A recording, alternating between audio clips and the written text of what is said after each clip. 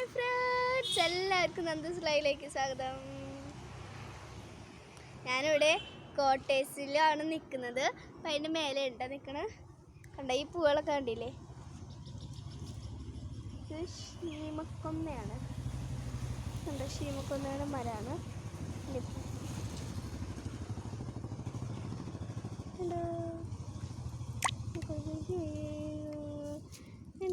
പൂവാണ് കേട്ടോ. നല്ല ഭംഗിയില്ലേ? കുറേ പൂവുകളൊക്കെ ഉണ്ടായിരിക്കുന്നുണ്ട്.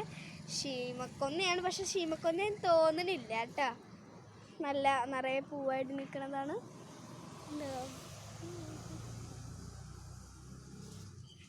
ഇത് പിന്നെ എൻ്റെ ഫ്രണ്ടിൻ്റെ വീടാണ് കേട്ടോ. ഇത്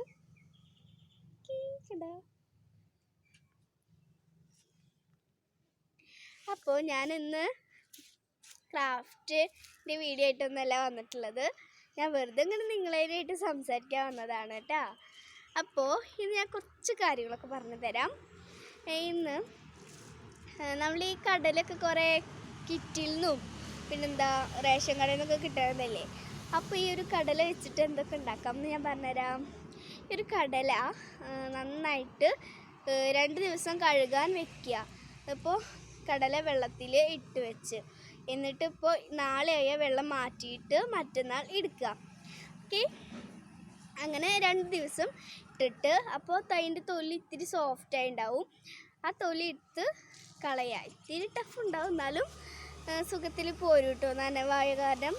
അപ്പോൾ ആ തൊലി എടുത്ത് കളഞ്ഞു കഴിഞ്ഞാൽ നമ്മുടെ ഈ പരിപ്പുവട ഉണ്ടാക്കില്ലേ, അതിലേക്ക് ഉള്ളൊരു പരിപ്പായിട്ട് കിട്ടും കേട്ടോ. അപ്പോൾ അത് ആ പരിപ്പ് കൊണ്ട് നമുക്ക് പരിപ്പുവട ഉണ്ടാക്കാം. പിന്നെ കടല ഉണക്കാൻ വയ്ക്കുക. നല്ലപോലെ കഴുകിയിട്ട് ഉണക്കാൻ വയ്ക്കുക. എന്നിട്ട് ഉണക്കാൻ വെച്ചതിന് ശേഷം അത് എടുത്തിട്ട് മിക്സിയിലിട്ട് നന്നായിട്ട് പൊടിച്ചിട്ട് അത് അരിക്കുക. വെച്ച് കഴിഞ്ഞാൽ നല്ല സോഫ്റ്റ് പൊടി ആവണത് വരെ മിക്സിയിലിട്ട് മിക്സിയിലിട്ടിട്ട് അരിക്കുക. എന്നാൽ ഒരു നല്ലൊരു സോഫ്റ്റ് പോലെ ഒരു പൊടി കിട്ടും. അതാണ് കടലമാവ് എന്നൊക്കെ പറയും. അതുപോലത്തെ കടലപ്പൊടി കിട്ടുന്നതായിരിക്കും. അപ്പോൾ ആ പൊടി വെച്ചിട്ട് മൈസൂർ പാർക്ക് ഉണ്ടാക്കാം. പിന്നെ ഈ ബജ്ജിക്കൊക്കെ മാവിനെടുക്കാം. പിന്നെ ഈ ലഡ്ഡുക്കില്ലേ, ലഡ്ഡുവിനൊക്കെ ആ മാവ് എടുക്കാം. നല്ല സിമ്പിളായിട്ടുള്ള കാര്യങ്ങളാണ്. പിന്നെ ഈ കടല ഉണ്ടല്ലോ, കടല വെള്ളത്തിൽ ഇങ്ങനെ കഴുകിയിട്ട് അതിലത്തെ കടലയൊക്കെ ഒന്ന് നനവൊക്കെ പോയിട്ട് തുടച്ച് വയ്ക്കുക. എന്നത് ഉപ്പിട്ടിട്ട് ഉപ്പൊന്ന് ചൂടായിട്ടുണ്ടെങ്കിൽ അതിലേക്ക് കടല ഇട്ട് ഇങ്ങനെ വറുത്തെടുക്കുക. ഈ പാക്കറ്റ് കിട്ടിയില്ല, ഒരു കടല ഒരു മഞ്ഞ കളറും കാപ്പി കളറുമായിട്ടും അങ്ങനെ കിട്ടും കേട്ടോ. അപ്പോൾ ഇങ്ങനെ നന്നായിട്ട് ഇളക്കിയിട്ട് ഉപ്പിലിട്ടിട്ട് കടല ഇട്ടിട്ട് നന്നായിട്ട് ഇളക്കുക.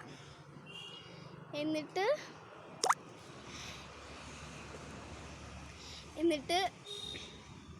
വറുത്തെടുത്തിട്ടുണ്ടെങ്കിൽ അങ്ങനെ പൊട്ടും. കടല പൊട്ടുമ്പോഴാണ് ആ മഞ്ഞ കളർ വരിക.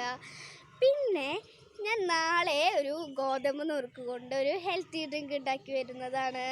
എന്താണെന്ന് വെച്ചിട്ടുണ്ടെങ്കിൽ ഗോതമ്പ് നുറുക്ക് കൊണ്ട് കിട്ടുന്നതല്ലേ, ഗോതമ്പ് നുറുക്ക് കൊണ്ട് പായസം ഉണ്ടാക്കാം. പിന്നെ ഗോതമ്പ് നുറുക്ക് കൊണ്ട് പായസം ഉണ്ടാക്കാം. പിന്നെ ഈ ഹെൽത്തി ഡ്രിങ്ക് ഉണ്ടാക്കാം.